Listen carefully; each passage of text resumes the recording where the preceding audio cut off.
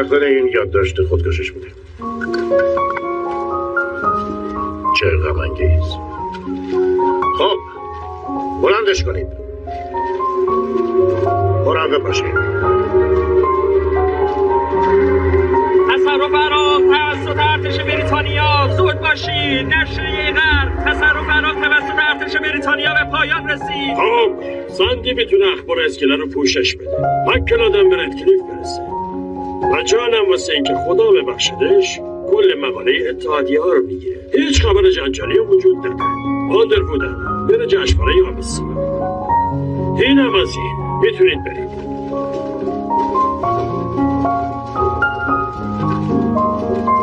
ببین قبلا هم گفتم نه، هیچ کس نمیخواد راجع به خودکشی بشنوه استیون. الان نه، واسه روزنامه بده. اگه خودکشی نباشه چی؟ من با اردوگاه در ارتباطم. استیون عزیزم، آیا پلیس در مورد این که ممکنه اون اتفاق غیر از خودکشی بوده اشاره‌ای کرده؟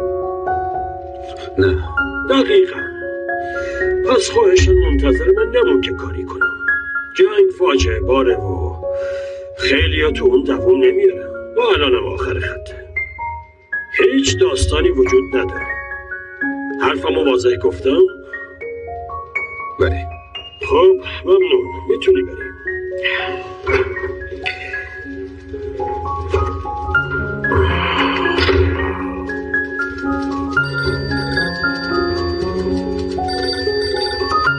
میتونی پرونده ها رو برام نگه داری؟ روز. بله آقای آندرود. تا حالا جشنواره آب سیب رفتی؟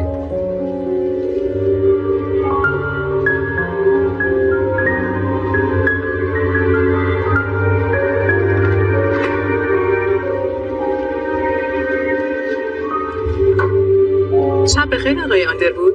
دوباره دیر اومدین. کار داشتم. میبینم. شب خوش. شب بخیر.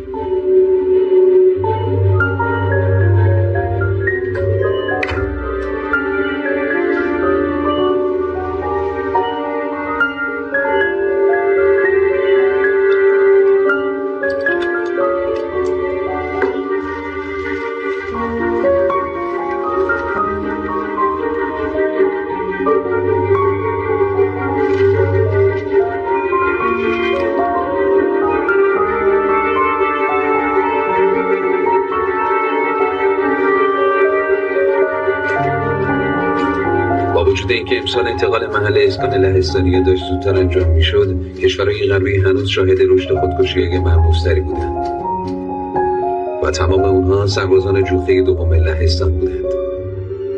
آیا این تصادفی بوده یا واقعا چیز ملموس‌تری پشت این قضیه است؟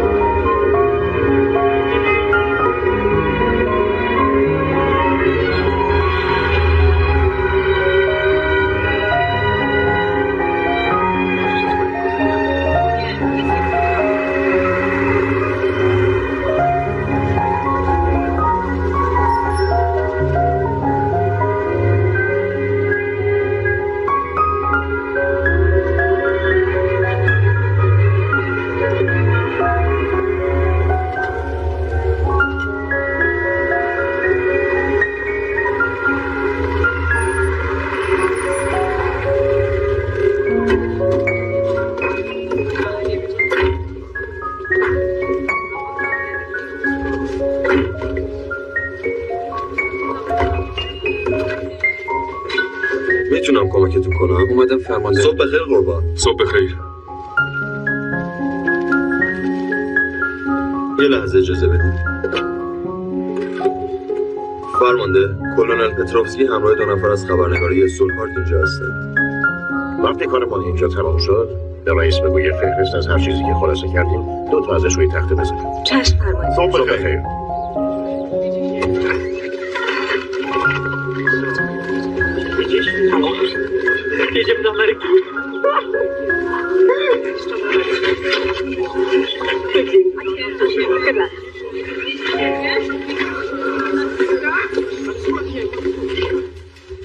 نظر میاد کاملا به ترتیب باشه. اگر میخوایم بیارینشون فقط یه چند تا امضا لازمه. البته کلونل، شاید تو و رفیقت قبل از اینکه برید خونه بخواید یکم صبحونه بخورید. چیز زیادی نداریم اما هنوز گرمه. ممنونم، لطفتو میرسونه. جنت، وقتی کار تموم شد تحماده غذای همکار کلونل رو بریز تو آشغال. چشم قربان. جان.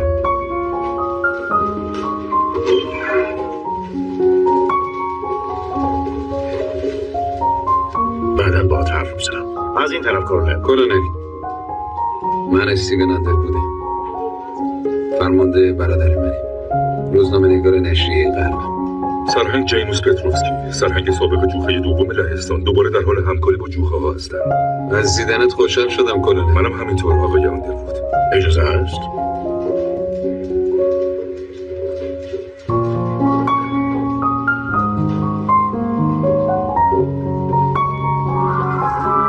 کلونل، گفتم نه استیون.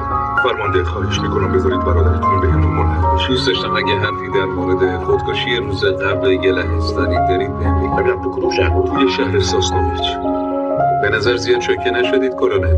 خب جناب آندروود، این همیشه ناراحت کننده است که یک مرد بزرگ امیداشو از دست بده. و چرا باید اینطور بشه؟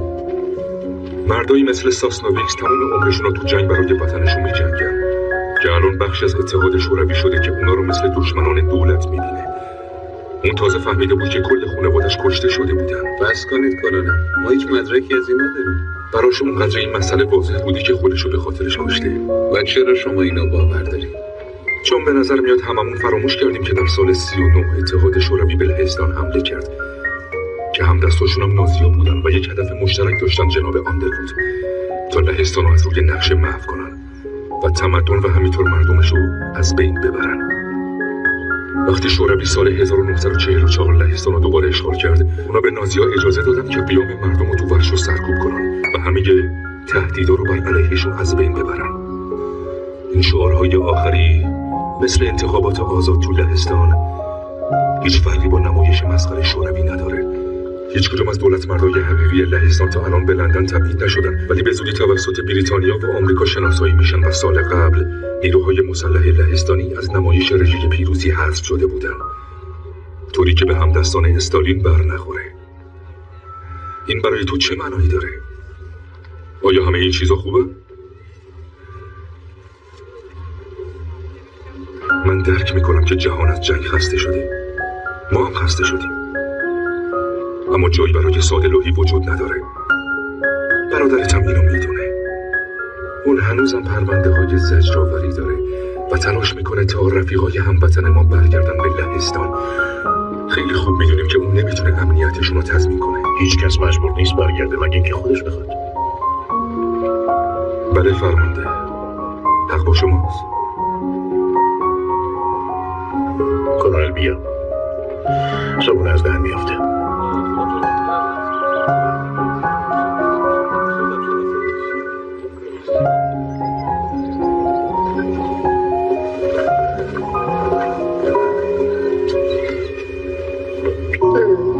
I have to see you tomorrow. 8:30 at the King's Arms. No, that's too public. You're only everyone knows that. Fine. 8ish? I have to go. Mason wants to see me. Do you have to? No, I do.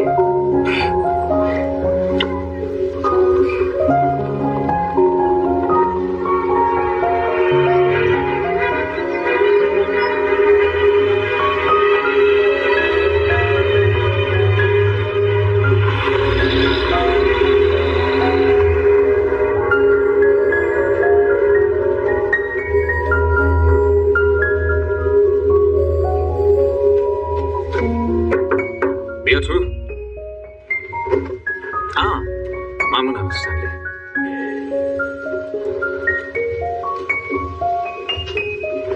هنوز سر ماموریتی؟ این روزا به زور بدون یونیفرم میبینمت. تو کلن به زور منو میبینی. میدونم، شرمنده، یه ذره این روزا سرم شلوغه. به هر حال خوب شد اومدی. ما به جشن سالانه توی کاخ خانواده رابینسون دعوت شدیم. آی خدا، این موقع سال جشن آخه. میدونم یه خورده زیاده روی کردن، اما من واقعا خوشحال میشم اگه امسال بتونیم با هم بریم. پدر و مادرت هم میان. ترجیح میدم نیام اگه وسط فرقی نداره. یه ذره عجیب به نظر میرسه اگه تنها برم. شاید یه ذره مردم پچ پچ کنن. اگر اینجوری باشه. عالیه. خب یه چیز دیگه قبل از اینکه بخوای بری. میدونم که الان توی شرایط بهتری هستی. ازت میخوام که یه لطفی در حقم بکنی. لابودا و نوواک، اون دو تا افسر که امروز صبح اردوگاهتون اومدن. مثل همیشه خیلی حواست جمعه. میشه منو از این که اونا از کجا اومدن، کجا میرن، کسایی که بهشون سر میزنن یا دوستاشون از اینجور چیزا باخبر کنی؟ چرا؟ زیاد مهم نیست. یه یادداشت مبهم از لندن رسیده. نگران نباش، فقط میخوام مطمئن باشم. انتظار ندارم که هر روز کل شهر رو بچرخی. یه تماس تلفنی هم کافیه. میدونم که فعلا با اون جنبش بازگردنی مشغولی. آره. همش همین بود. خب من دیگه باید برم. خواهش میکنم نظر بیشتر از این وقت تو بگیرم، اما اگه میشه اینو فقط بین خودمون نگه داریم. البته. خب همه چی رو برای چی؟ جشن رابینسون؟ آره میام.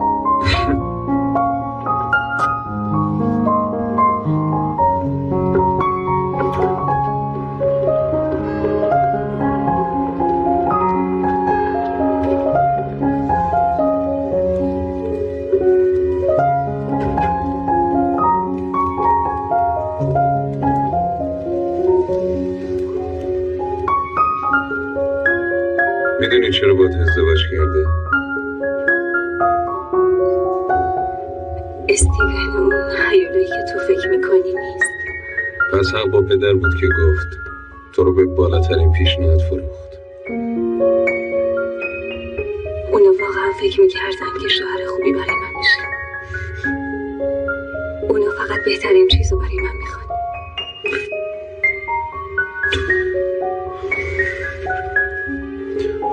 میدونم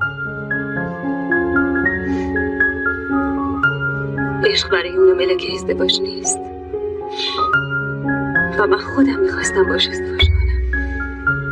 من عاشقش بودم.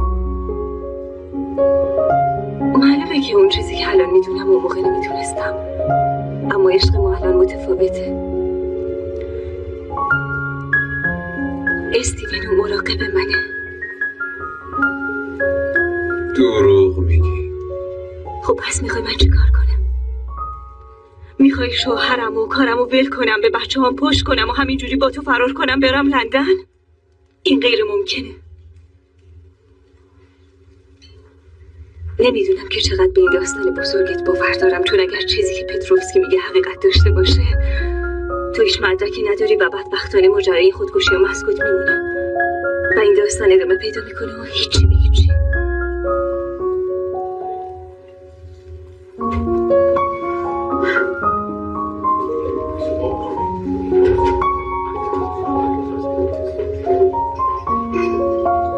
شب بخیر آقایون، چی میتونم بهتون بدم؟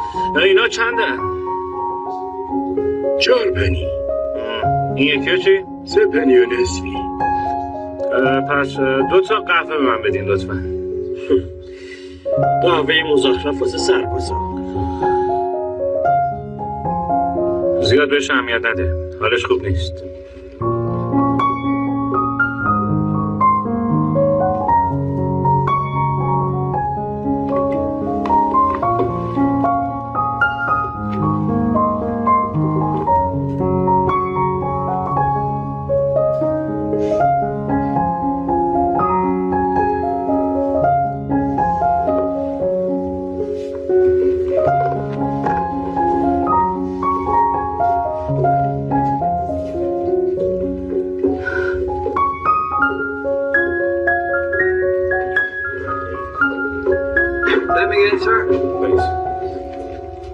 کارگر بدبخت. صحبتش بوده که دفعه بعدی میخوان بفرستنشون تو معدن. میگن جنگ تموم شده. به جای اینکه این آشغالا رو برگردونن و کار به بچهای ما بدن فقط نشستن.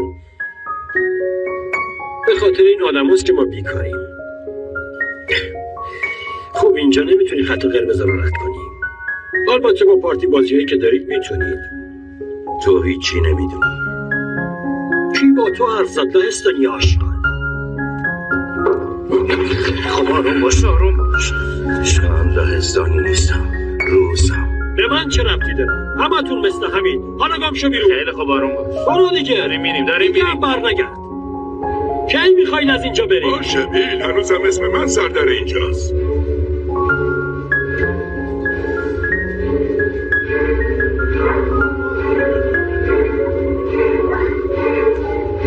باید بریم، زود باش.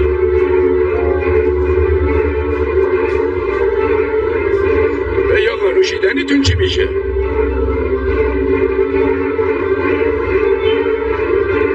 استیون وایسا.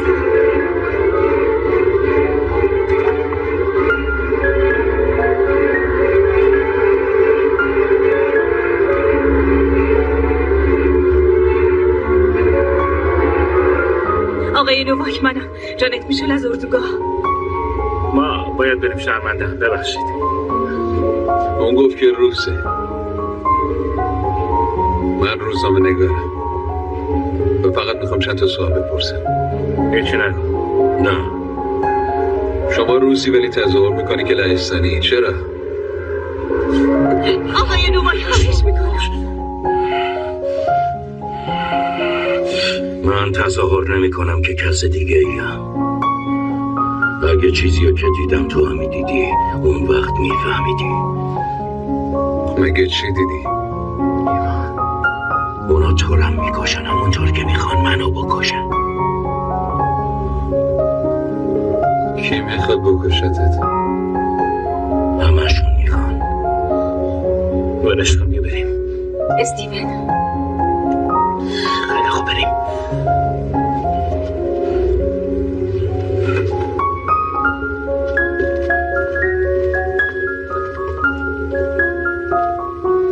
استیون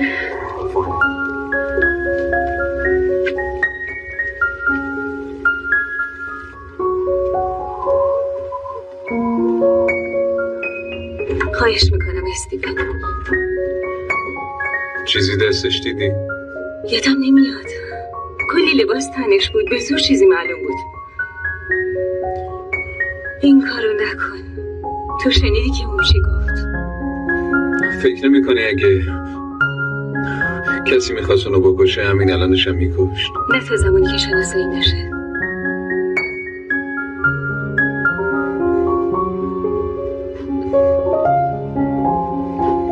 اون میتونه به قضیه خودکشی مربوط بشه. میتونه یه داستان خوب باشه. بذار این کارو بکنم به خاطر خودم.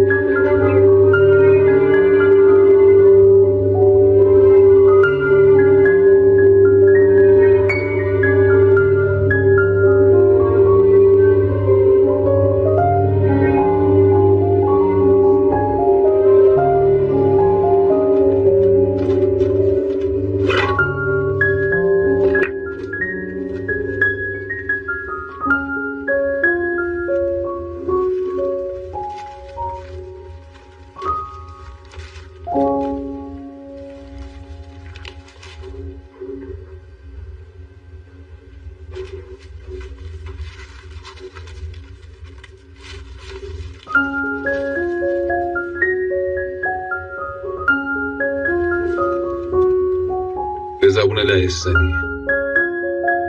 شاید یادگاری یکی از دوستاشه. نه،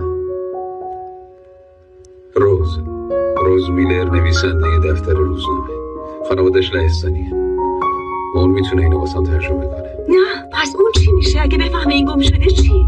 گم شدن یه وسیله که چیز خاصی نیست. دیوونه شدی؟ اگه فکر کنه کار من بوده؟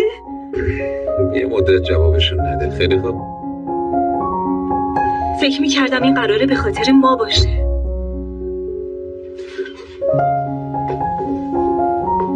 به خاطر ماست. چون به نظر میرسه تو میخوای فقط من خودم رو به خطر بندازم.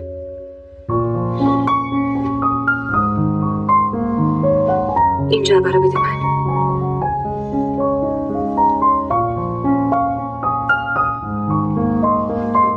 این کار باید انجام بشه.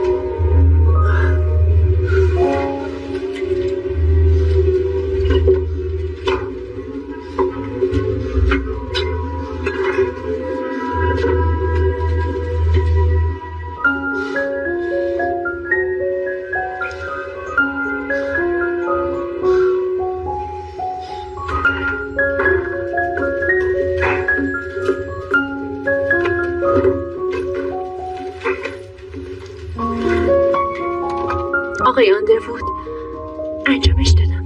داستان جشنواره آبستیه. ممنون. یه لطف دیگه هم میخوام در حقم بکنی. البته، حتما. میخوام این ترجمه بشه. میتونی از پدرت بخوای؟ راجب چیه؟ نمیدونم. دوباره میگم فقط بین خودمون باشه. هر چه زودتر اگه میتونی.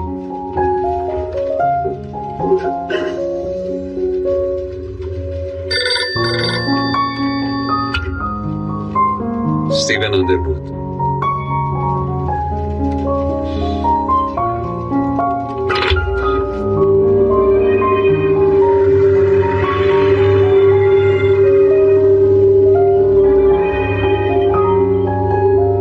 استیون،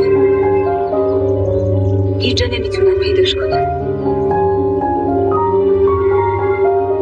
صادقانه میگم عذر میخوام کنه. حقیقت اینه که آقای لابودا عادت داره که یه موقعی بهش بزنه. همونطور که آقای نوواک اون خوب میشناسه، اون مرد پیچیده‌ایه. بعضی اوقات قوه تخیلش کار دستش میده.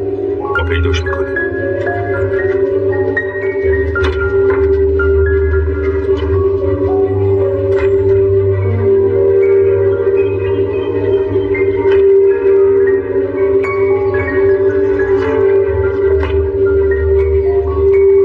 میخوای بهش راجع به جعبه بگی؟ هنوز فکر میکنی کارم اشتباهه؟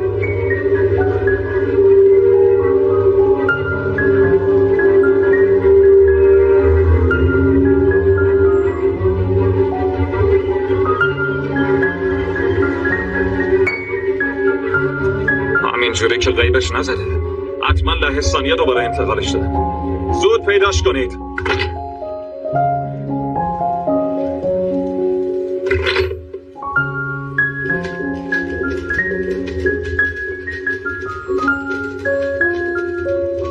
صبح بخیر میبید رئیس هست؟ پدرم میخواد بدون اینا رو از کجا آوردی؟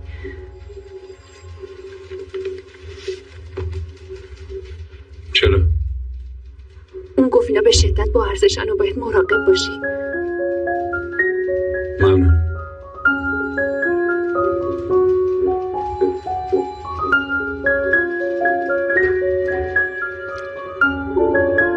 من نمیفهمم که چه اتفاقی داره میفته. یه مدت قبل قطار ما یه جایی ایستاد. ما نگهبانای شوروی رو دیدیم که به ما دستور دادن پیاده شیم. اینجا یه جنگل بزرگه. ما رو ریختن توی بنای مشکی زندان. باید واقعا از نوشتن دست بکشم.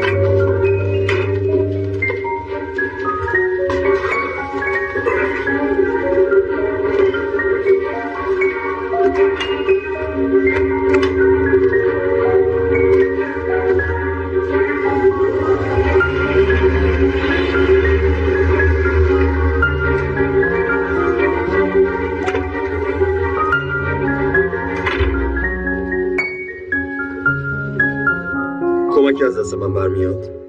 دنبال سرهنگ پتروفسکی میگه. لطفا دنبال من بیایید. کلونل پتروفسکی، چیزی میل میکنید؟ اجازه است؟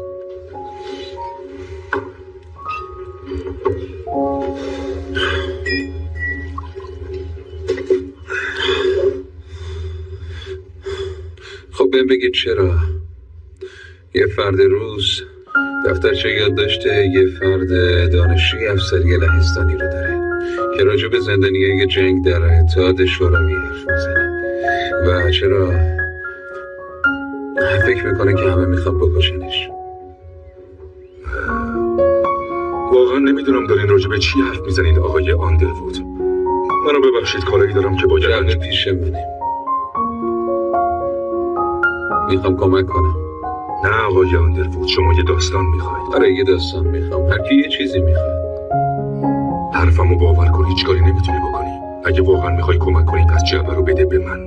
بذار لابوده رو ببینم. خداحافظ آقای آندروود. کلونل پس من اینو به مجلس میبرم و میگم از کجا آوردمش. من ترجمه دفترچه و نامه ها رو دارم.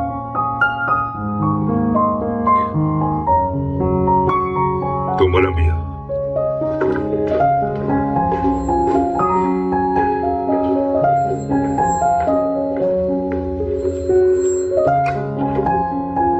همینجا وایسا.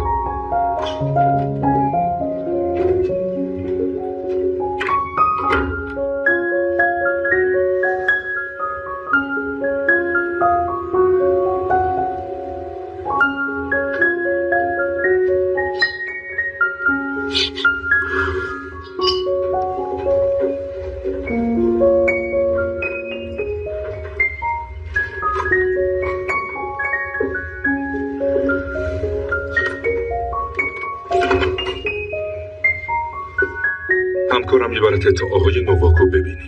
پس میدونی اون کجاست؟ وقتی حقیقت رو فهمیدی هر کاری خواستی بکن، ولی بیشتر از این دیگه حمایتت نمیکنم. من هر گونه دخالت یا اشاره به این قضیه رو رد میکنم و تو دیگه آقای نوواکو نمیبینی. حرفمو واضح گفتم؟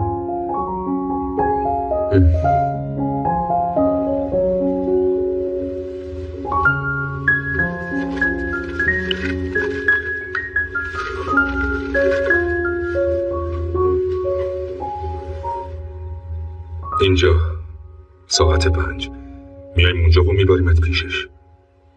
تنها هم بیا. چطور بهتون اعتماد کنم؟ اعتماد نکن.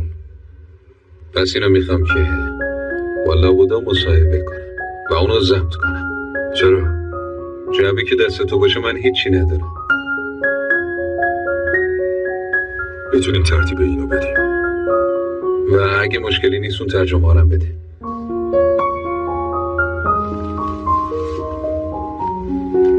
ممنونم.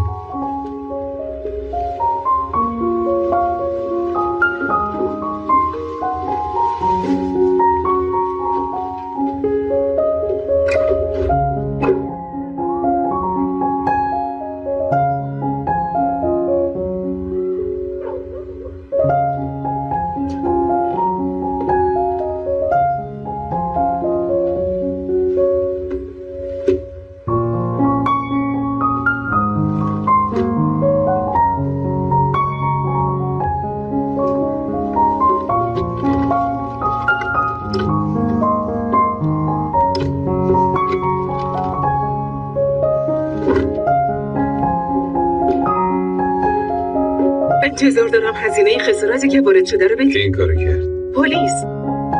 اونا گفتن که بهت مشکوک شدن که شاید وسایل قاچاق رو نگه میداری. احمقانه از خودت هم میدونی. من شرمندم، اما با تمام این رفتن و اومدنهای دیر وقتت واقعا چیزی نمیتونم بگم. تا جایی که من میدونم اینجا هنوز خونه من آقای آندرود. متوجه هستی؟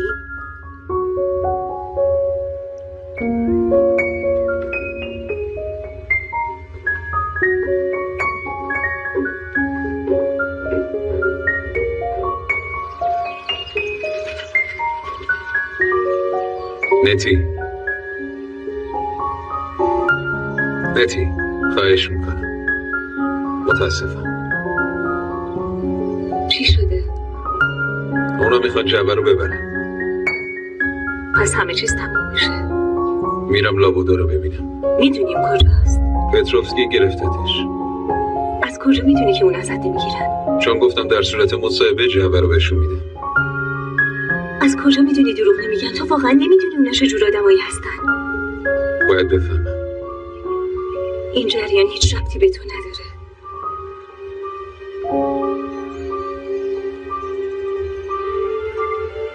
اگه اتفاقی برام افتاد میخوام اینا رو به پلیس بدیم. ولی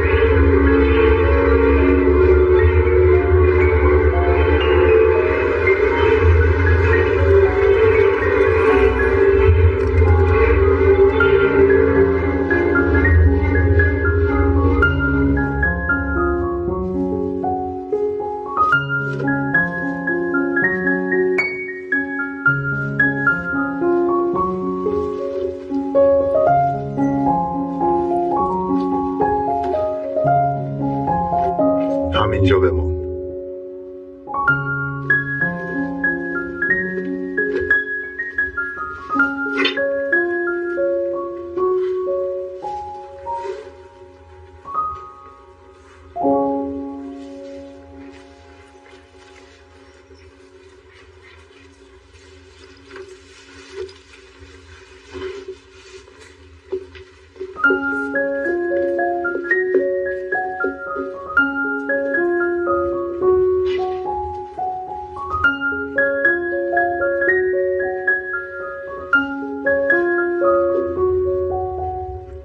گفتن میشه بهت اعتماد کرد که همه چیزو بهت گفت. آره، تو جعبه رو برداشتی؟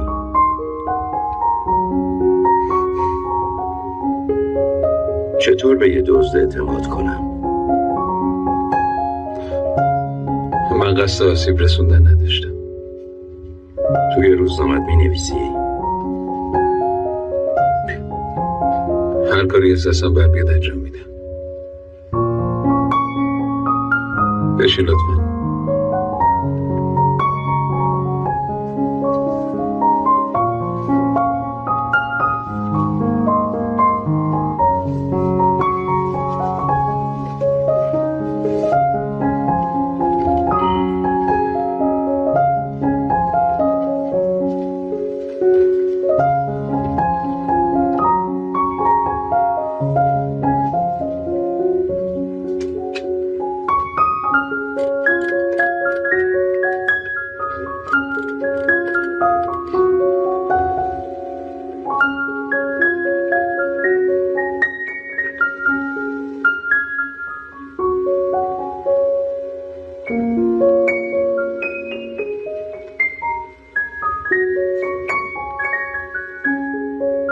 اسم من ایوان کریوزرتسوفه.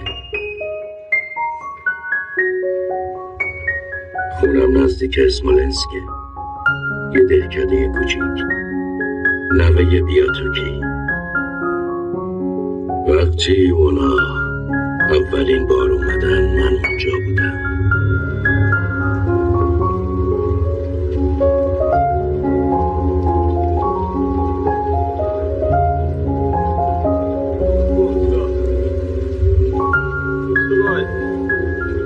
مردم میگفتن که اونا اهل فنلاند بودن، ولی دوستم کیسیلیف کلاه چارگوشه اونا رو دید. همه سربازای لهستانی بودن. مطمئن بودیم که لهستانی هم. هر روز اونا رو سوار بنای زندان میکردن و به سمت جنگل میرفتن.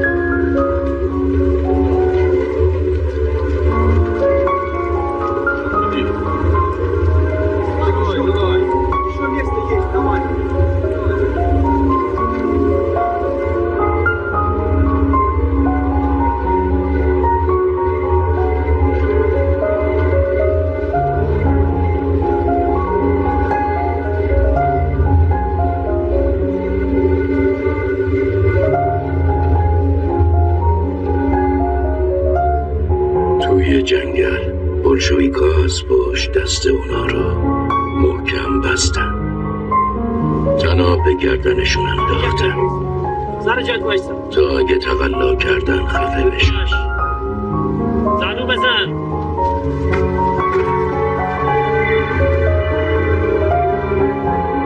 همه اونا رو زمین سرد نشوندن و اسلحه هاشونو به سمت گردنشون نشونه رفتن، یکی بعد از دیگری. همه اجساد به دنبال هم با صورت به گودال می افتادن.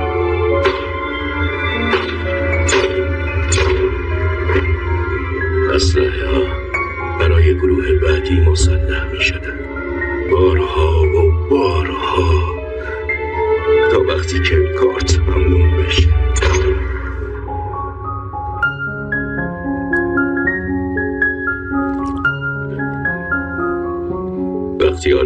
رسیدن. گلیاکی همراهشون بود.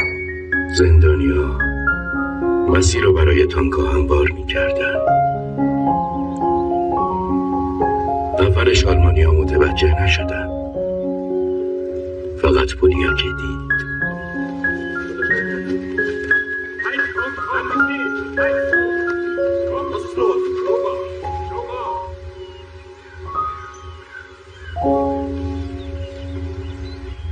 بعد من اون چه که دیده بودم و تعریف کردم و شروع به حفاری کردیم.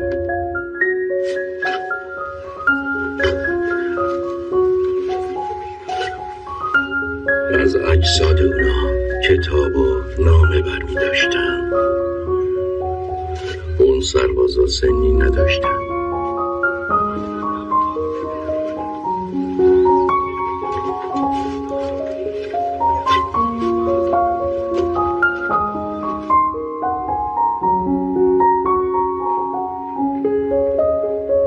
کجا پیداش کردی؟ کجا این اتفاق افتاد؟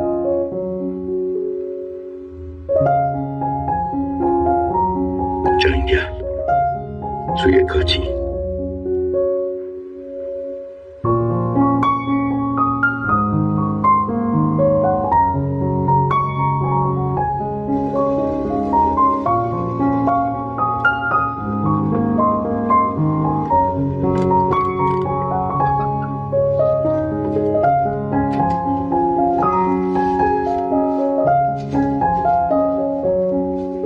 چند نفر؟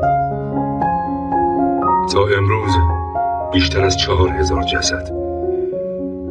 اما 3 برابر این رقم مفقودی داریم. از اخشار، افسران، سربازان پشتیبانی، وکلا، معلمین، کشیشان. استالین میدونست که این افراد زیر قوانین شوروی قد خم نمی کنن.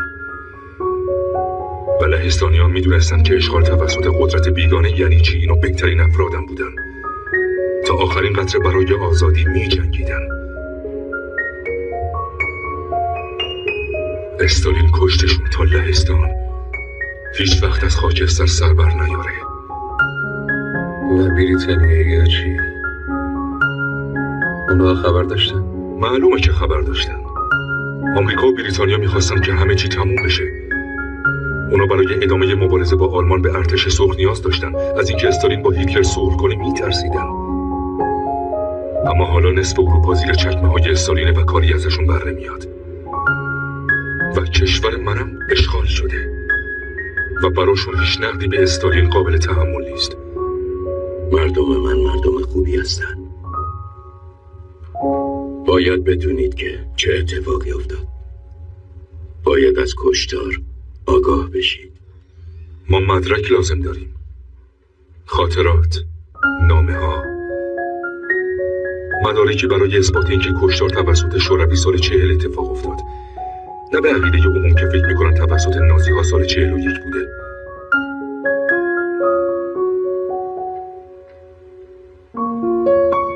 جعبه رو آوردی؟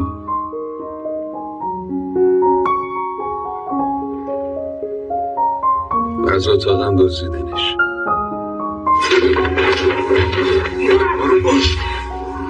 بلش کن. بلش کن. آروم باش. خواهش میکنم. آروم باش.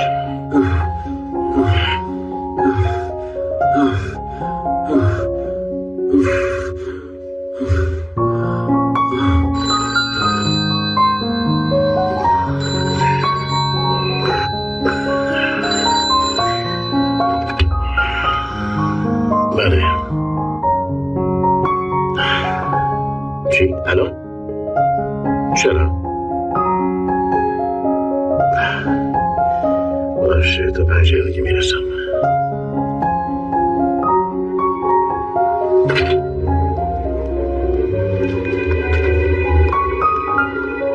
این چه بازی کوفتیه که راه انداختی ها؟ مهمه. امیدوارم که کار واجبی داشته باشی. باید راجع به چیزی به اسم کاتین صحبت کنیم. چرا؟ سال 1940 سربازای لهستانی رو بردن اونجا. باید بدونم چه اتفاقی براشون افتاده. پتروفسکی فرستاده دنبال این کار؟ نه. پس توی گزارشات رو خودش بگرد. لازمه گزارشات رسمی رو ببینم. نمیتونم کمکی کنم، خودت که میدونی. تو یه جایگاهی که من هستم به جای خوبی نداره که با خبرنگارا دیده بشم، حتی درش جوهاشون مثل تو. خواهش میکنم جان. این میتونه خودکشی ها رو توجیه کنه. بیشتر از 4000 تا سرباز لهستانی کشته شده. ای تو مرخصی. کار آلمان بوده. لازیا بحث تمومه. تو خبر داری؟ خبر رسمی همینه. آره ولی میدونی که حقیقت نداره. من چیزی رو باور دارم که بهم میگن باور کنم.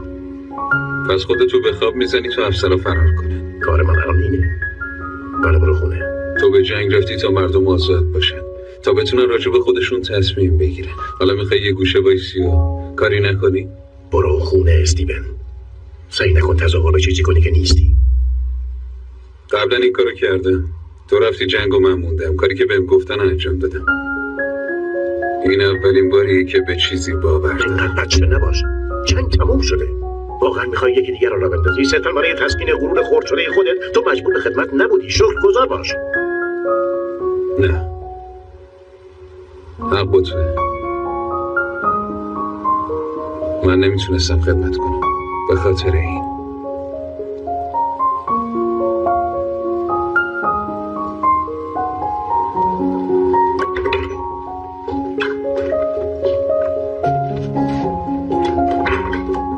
فیلیپ ادواردز یه سوسیالیست افسرده است که تو کمبریج باهاش آشنا شدم. الان تو قسمت آرشیو امور خارجه کار میکنه. اگه هنوز اونجا باشه میتونه پیداشون کنه.